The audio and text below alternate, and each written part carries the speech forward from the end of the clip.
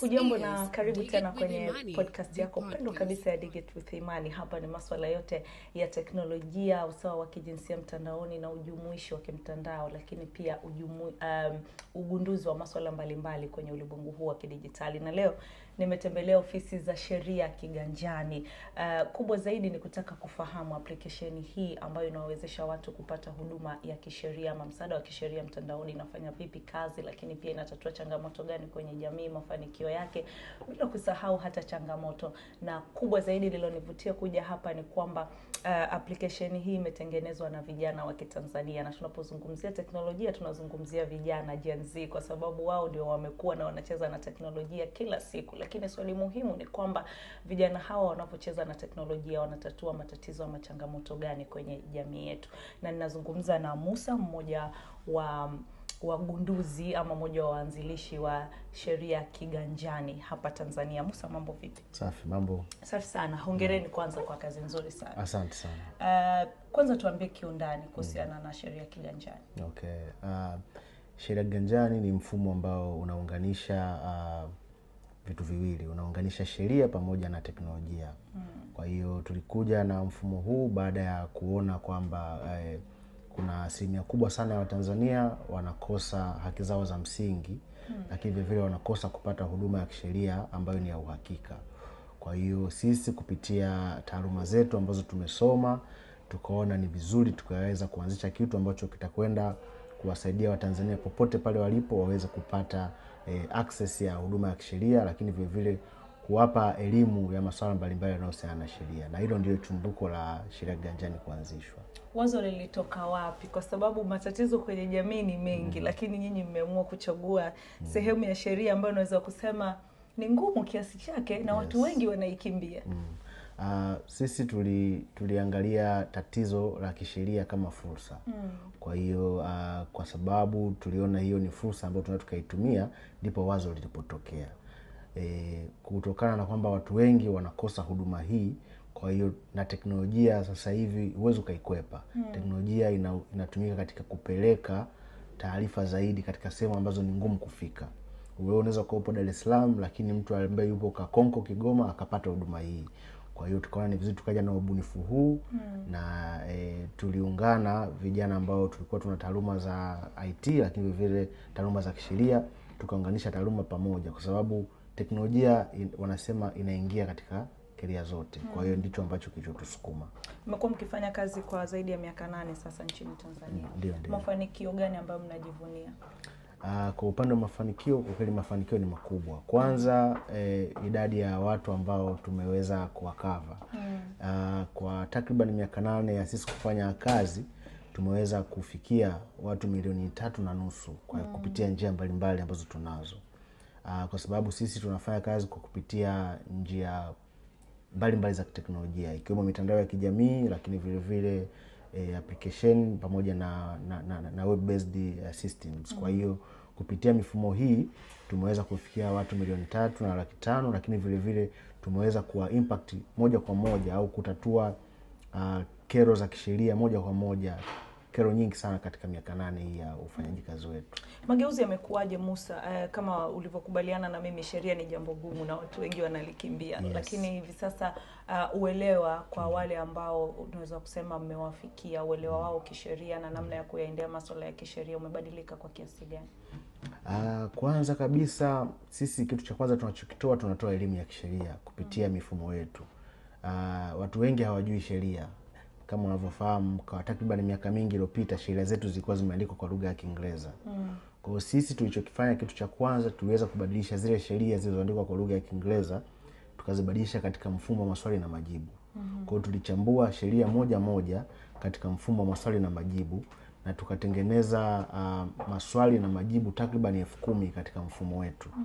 Kwa hiyo watu wamekuwa wana access maswali haya, wanapata kwanza awareness. Swala la kisheria ni swala gumu, lakini inafikia mahali unahitaji uwe na utaalamu wa kisheria au uwe na uelewa wa kisheria fulani. Kwa hiyo kwa sababu pia mawakili au wanasheria ni wachache, watu wanalazimika kupitumia mfumo wetu ili waweze kupata uelewa huu. Na watu wengi inawasaidia, lakini vile vile sio watu wa kawaida tu, hata wanasheria wenyewe ni mfumo ambao unawasaidia kuweza kupata kesi mbalimbali za zamani, lakini vile vile marejeo ya kesi za zamani, lakini vile vile na mambo mbalimbali yanayohusiana na kesi. Mtu akifungua leo application ama tovuti ya Sheria Kiganjani, anakutana na huduma zipi na zipi? Asante sana. So huduma ya kwanza kubwa ni huduma ya maswali na majibu. Tumechambua zile sheria kama nilivyosema, na tumezigroup kulingana na sheria husika. Hiyo ya kwanza. Huduma ya pili atakutana na kesi za zamani. Kwa hiyo kama mimi nataka nifuatilie kesi fulani iliyotokea mwaka 1980, ninaweza mule kupata marejeo ya kesi na nikajifunza kupitia ile kesi. Kitu cha tatu, tuliona kuna changamoto katika biashara nyingi za Tanzania hazijarasimishwa. Kwa hiyo tukaanzisha kipengele mahususi kwa ajili ya kurasimisha biashara. Kwa hiyo mtu anaweza akarasimisha au akasajili biashara yake kupitia application ya Sheria Kiganjani. Kwa maana ya kwamba akiingia pale ana uwezo wa kusajili biashara ya aina yoyote, na sisi huku kwa sababu tayari tuna mfumo, tuna uwezo wa kuona ile request yake na kumsaidia katika kusajili ile biashara. Lakini vile vile anaweza akachati au akaongea na wakili moja kwa moja. Kwa mimi kama nina swala lolote la kisheria, nina uwezo wa kumpata wakili masaa 24 katika application ya Sheria Kiganjani.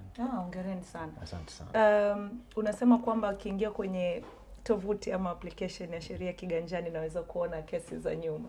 Ni kesi za aina gani mnaweka? Kwa sababu nafahamu kwamba Tanzania kuna kesi nyingi sana. Ndio. Sisi tunaweka kesi za aina zote. Kwa sababu kama unavyofahamu katika mwenendo wa kesi mbalimbali, mara nyingi pia huwa wanaangalia ni maamuzi gani yamefanyika katika kesi za nyuma. Kwa hiyo tumeweka kesi za aina tofauti na tuna update database zetu kwa kadri zinavyotokea. Ili kuweza kuwahabarisha watu kulingana na kesi zinavyotokea. Kwa hiyo ni kesi za aina zote naweza kuzipata. Mnazipataje? Mna makubaliano na serikali ama na mawakili au inakuwa? Zile kesi huwa ni document za umma. Hata ukiingia katika mfumo wa mahakama, uko mfumo ambao unaweza ukazipata hizo kesi. Kwa hiyo ni kesi ambazo zinatumika kwa ajili ya watu kusoma, wanafunzi wa sheria wanazitumia sana. Kwa hiyo ni document ambazo tayari zinakuwa ni document za umma. Kwa hiyo ni ziko accessible. Na tukirudi kwenye upande wa teknolojia zaidi, mmejaribu kuunganisha huduma zenu na mifumo ya serikali kama NIDA, e-government applications na vitu kama hivyo? Okay, so kwa sisi kwa upande wa NIDA, sisi kwanza watumiaji wetu hatuwafanyii mtumiaji wetu sisi ni mtu yoyote. Mtu yoyote ambaye anataka kujifunza kuhusiana na sheria za Tanzania ni mtumiaji wetu. Kwa hatuna vetting ya aina ya mtumiaji, labda inabidi awe Mtanzania ili aweze kutumia. Kwa hiyo kwa sababu hatuna hiyo vetting, tunaruhusu mtumiaji ambaye kutoka nchi yoyote aweze kujifunza. Kwa hiyo kwa kesi yetu sisi tulikuwa hatuhitaji sana verification kuunganisha na mifumo kama ya NIDA na mingine. Lakini kwa tunavyoenda mbele, kwa sababu nimezungumzia kwamba tuna kipengele cha kurasimisha biashara. Taasisi ambayo imepewa mandate ya kurasimisha biashara kwa Tanzania ni BRELA.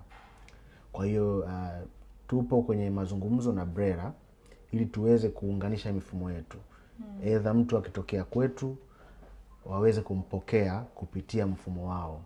Kwa hiyo naamini kufikia mwakani tukawa tumefanikiwa kupata hizo APIs na kuweza kufanya mifumo hii iweze kuzungumza pamoja. Mnafanya nini kuhakikisha huduma inapatikana muda wote? Upande wa huduma, kwanza kabisa tuna njia mbalimbali au tuna sehemu mbalimbali ambapo tuna host data zetu. Kuna baadhi kwa sababu sisi tunafanya kazi na taasisi nyingi. Tunafanya kazi na kampuni za simu, tunafanya kazi na mabenki vile, lakini vile tunafanya kazi na umma wa Tanzania. Kuna baadhi ya sheria za Tanzania zinatulazimu tuweze kuhifadhi data zetu ndani ya Tanzania, zisitoke nje ya Tanzania kulingana na sheria. Lakini kuna sehemu zingine hatubanwi. Kwa hiyo ili kuhakikisha kwamba data zetu zinakuwa safe, hatujaziweka sehemu moja. Hatujaweka mayai yetu kwenye kapu moja. Kwa hiyo tumeweka mayai yetu katika makapu tofauti.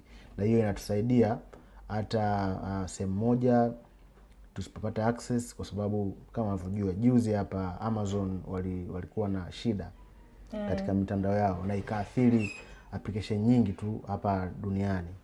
Kwa hiyo athari kama hiyo sisi tumemitigate kwa kuweka sehemu tofauti. Kwa hiyo tuna sehemu mbalimbali za kuweza kuhifadhi data zetu, na hiyo inatusaidia hata kama sehemu moja imeanguka, sehemu nyingine inaweza ikawa iko up na ikafanya kazi kama backup. Naomba nikurudishe hapo kwenye sheria kwamba sheria nyingine zina wataka baadhi ya data zenu ama zote ziwepo ndani ya Tanzania. Kuna namna yoyote inaathiri ama inaweka rehani swala zima la ulinzi na usalama wa data za watumiaji wenu?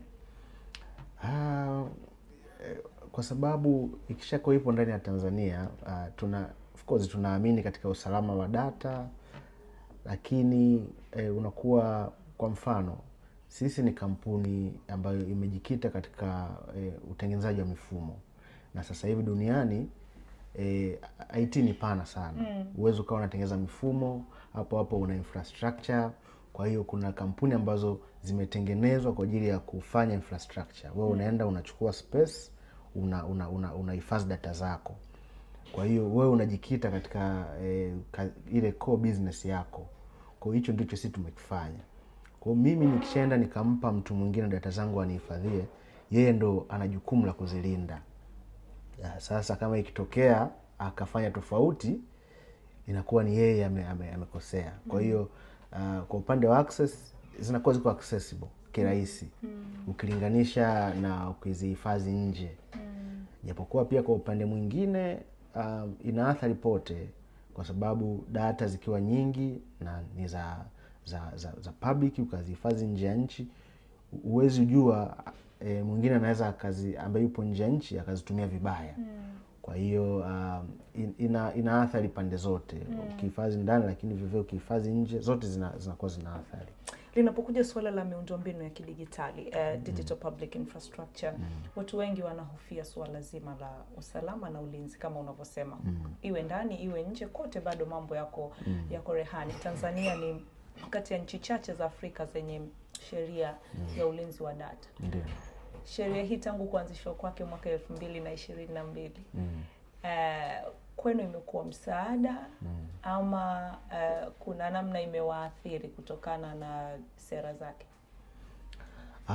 Kwa kiasi kikubwa sheria hii siwezi kusema imetuathiri, kwa sababu of course sasa hivi data ni mali. Na duniani kuna watu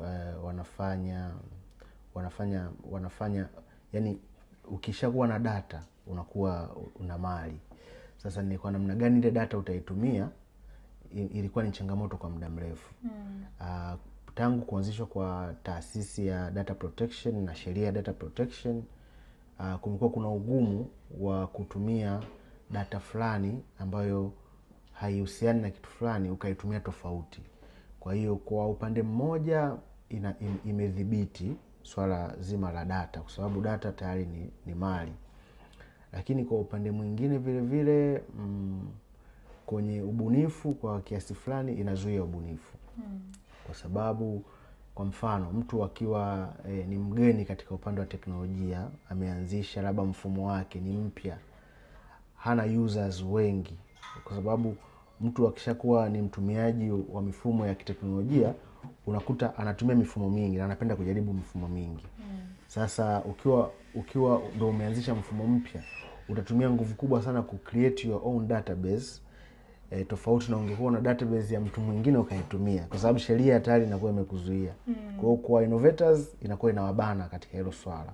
Inabidi huyu apambane kuhakikisha kwamba anapata data yake inayohusiana na yeye. Lakini zamani ilikuwa unaweza ukachukua namba za simu ukatuma bulk SMS. Ukachukua email ukatuma. Sheria kiganjani anakuambia unaenda nipatie unakusanya unapata email 1000 unatuma. Lakini sasa hivi kuna hiyo sheria na ni sheria ambayo imezuia vitu vyote hivyo. Kwa hiyo kwa upande mmoja pia innovators they have to create their own database ili waweze kusurvive. Huoni kama hiyo inakuwa nzuri zaidi na unapata watu ambao wako interested na kile unachokifanya kuliko kuchukua email nyingi kutoka ni nzuri lakini iko slow. Ni katika wale 1000 ningepata 100. Lakini sasa una trust the process, sivyo? Sio mbaya lakini iko slow. Ila no way inabidi iwe hivyo. Niambie kuhusu upatikanaji wa huduma. Ninyi mnategemea internet, lakini sio Tanzania peke yake, hata Afrika nzima tumekuwa experience internet disruptions, kuzimwa kwa mtandao na vitu kama hivyo. Vitu kama hivi vinapotokea vinakuwa vinaathiri vipi shughuli zenu? Sasa sisi shughuli zetu kwa 90% kama unavyosema zinategemea internet. Kwa sisi tukikosa internet siku 5, ina maana tutakosa chakula kwa siku 5. Kwa hiyo disruption ya internet kwa kweli inatuathiri. Nakumbuka mwaka jana kama mwezi wa 5 hivi ilitokea disruption katika mkongo wa taifa ambao iliathiri mitandao mingi hapa Tanzania. Kwa sababu asilimia kubwa ya huduma zetu sisi zipo mtandaoni, kwa asilimia kubwa zinakuwa zinaathirika. Kwa hiyo sisi tunakuwa directly impacted kwa sababu internet ndio sehemu ambayo imebeba biashara yetu. Kwa hiyo internet ikishake, biashara yetu pia inakuwa imeshake na automatically inatuathiri mpaka kiuchumi na katika sehemu zote hizo. Kwa sababu ili uweze kupata huduma zetu lazima utumie internet. Ili uweze kupata chochote ambacho kinahusiana na sisi kwa asilimia kubwa inabidi utumie internet. Kwa hiyo ina athari kubwa sana katika huduma zetu na biashara yetu kwa ujumla. Tukisalia hapo kwenye upatikanaji, bado kuna watu wako kijijini. Licha kwamba mmepiga hatua kubwa kuwafikia watu 3.5 ni wengi sana. Lakini Tanzania ina watu 62,000,000. Hata robo yao bado hamjafikia. Kuna watu wako vijijini ambako sio kwamba internet inazimwa, lakini miundombinu tu bado haijawekwa sawa. Hii inaathiri vipi ufikiaji wenu wa watu wengi? Okay, so sisi tuna njia mbili za kupeleka huduma yetu. Kama ambavyo unasema, sio watu wote ni watumiaji wa internet. Kwa sisi tuna njia mbili. Tuna teknolojia za aina mbili. Teknolojia ya kwanza ni online, ya pili ni offline. Offline kwa maana ya kwamba tuna teknolojia ambazo zinaruhusu watumiaji kwa mfano wa simu za kitochi kuweza kupata huduma yetu. Teknolojia ya kwanza inaitwa IVR, Interactive Voice Response. IVR technology ni teknolojia kama ya call center. Kwa maana ya kwamba kuna namba ya bure, kuna namba kabisa ya bure ambayo tumeitenga. Mtu akipiga simu kwenye ile namba anaweza kuhudumiwa na wakili moja kwa moja kulingana na sehemu ambapo alipo. Kwa hiyo atapata huduma ya bure hata kama hana voucher. Atapata huduma ya bure na wakili atamsikiliza, atamshauri katika lile swala ambalo analo. Kwa hiyo yule hahitaji internet, anahitaji tu kuwa na simu tu ya kuweza kupiga. Teknolojia ya pili inaitwa shortcode technology. Shortcode technology ni teknolojia ambayo unatuma neno labda sheria kwenda namba fulani, then una initiate mazungumzo, unaanzisha mazungumzo na mfumo wetu. Kwa kupitia hiyo teknolojia tunaweza tukajua huyu mtu ana shida gani na tukaweza kumsaidia. Hiyo pia ni teknolojia ambayo haihitaji internet. Lakini vile vile tuna teknolojia za USSD ambayo hatuitumii mara nyingi sana, lakini teknolojia ambayo haihitaji internet. Kwa teknolojia zote hizi zinasaidia katika kuwafikia watu wale ambao hawana internet au hawapo online. Na kwa asilimia kubwa zinasaidia. Nafahamu kwamba Musa mnafahamiana pia na wagunduzi wenzenu wengine, yani innovators. Inapotokea changamoto ya kuzimwa kwa mtandao kama sasa hivi Tanzania, hatuna Telegram, hatuna Clubhouse, hatuna X, na ni vitu ambavyo moja kwa moja vinawaathiri. Tukirudi nyuma labda kwenye uchaguzi wa mwaka 2020, mtandao ulizimwa kabisa, bila VPN huwezi kufanya kitu chochote. Mnakuwa mnazungumza nini kuhakikisha kwamba mnaishawishi serikali isifanye vitu kama hivi, kuhakikisha kwamba ile riadha ya ugunduzi inazidi kukua na vijana wengi wanashawishika kuwekeza kwenye sekta hii ya teknolojia? Okay, kama ambavyo umesema, kwa kuangalia pia wagunduzi wenzetu, teknolojia imezalisha ajira nyingi ambazo kupitia sehemu mbalimbali watu wamekuwa wanabuni vitu mbalimbali. Sasa hivi kuna product nyingi sana za kisheria ambazo zinabuniwa na vijana, na hii yote inapelekea kupunguza tatizo la ajira, kwa sababu sisi wenyewe hapa timu yetu sasa hivi tumeweza kufikia mpaka watu 55 ambao wana ajira za moja kwa moja ofisini. Kwa hiyo ni kwa kiasi fulani tunaisaidia vile vile serikali kuweza kupunguza mzigo wa ajira.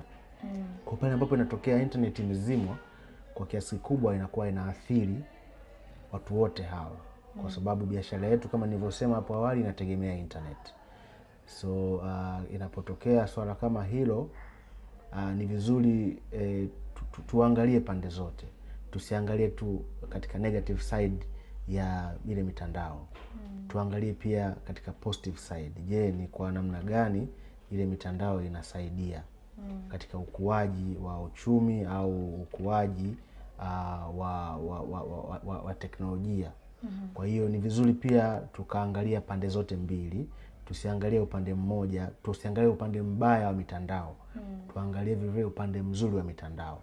Tukiangalia, je, hii mitandao imezalisha ajira kiasi gani, na tunapokwenda kuizuia inakwenda kupoteza au inakwenda kuathiri maisha ya watu wangapi.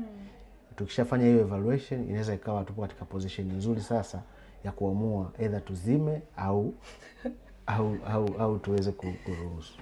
Nimependa jibu lako.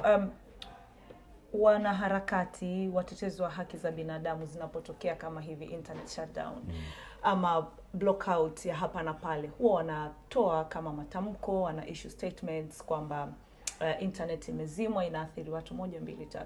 Kwa ninyi wagunduzi, innovators, huwa mnafanya nini?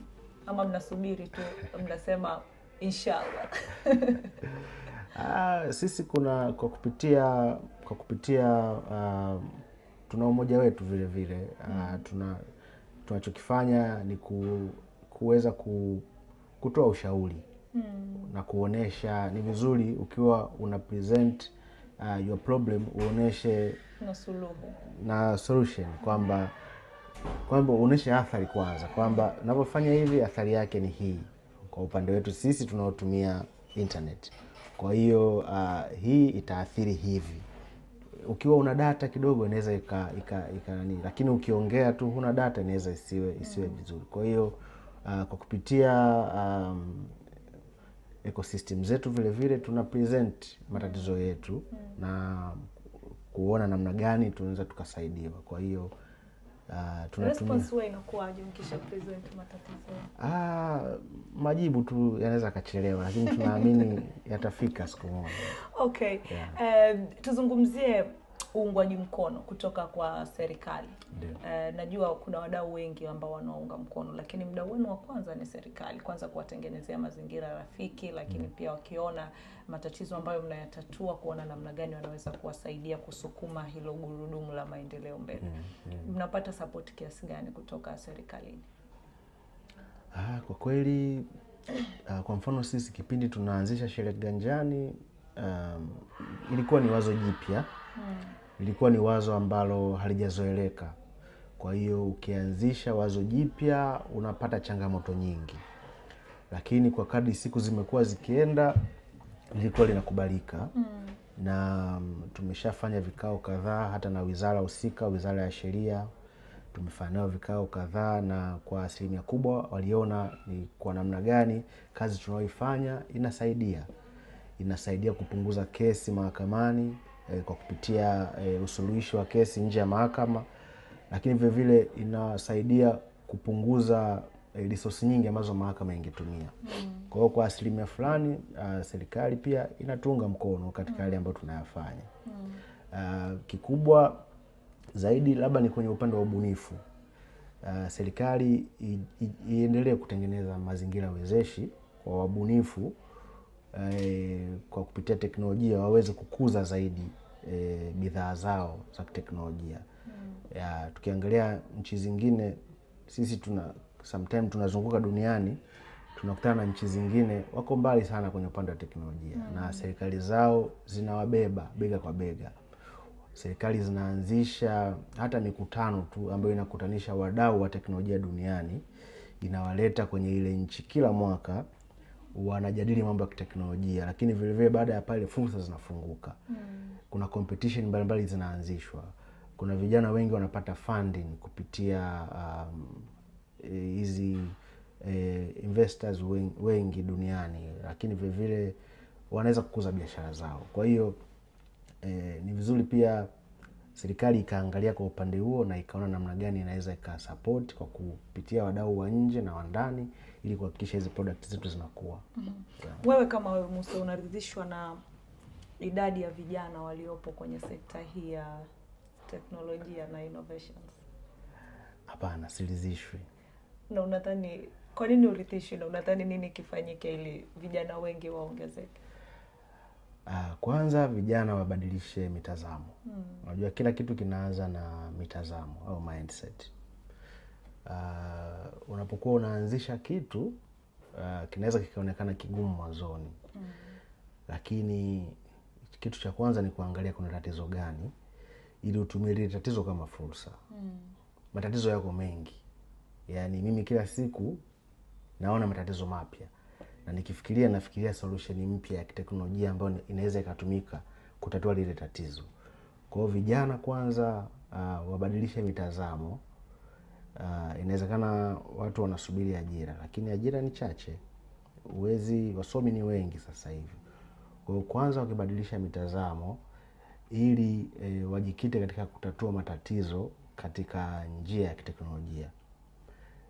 Baada ya hapo tutakuwa wengi, na tukishakuwa wengi, ukiangalia nchi kama Nigeria au Afrika Kusini au Kenya, ni nchi ambazo vijana wengi wamejikita katika kutafuta solution za kupitia innovation kwenye kilimo na kwenye sekta mbalimbali. Kwa hiyo vijana wa Tanzania vile vile tufike huko, tubadilishe mindset, tusisubiri ajira zinaweza kachelewa, lakini tuanze kufanya kitu. Musa, asante sana na hongereni sana kwa kazi nzuri mnayoifanya hapa Sheria ya Kiganjani. Asante sana. Na mimi nawatakieni kila laheri. Asante sana. Hatuwezi kusubiri kuendelea kushuhudia ubunifu mpya ambao mnaendelea kuja nao katika uga huu wa sheria na teknolojia. Kabisa, na tutajitahidi kila baada ya muda tunakuja na ubunifu mpya, kwa sababu tusipofanya hivyo na sisi tutapotea. Kwa hiyo tunajitahidi. Miaka 8 mpotee leo, chakua Maligen. This is Dig It with Imani, the podcast.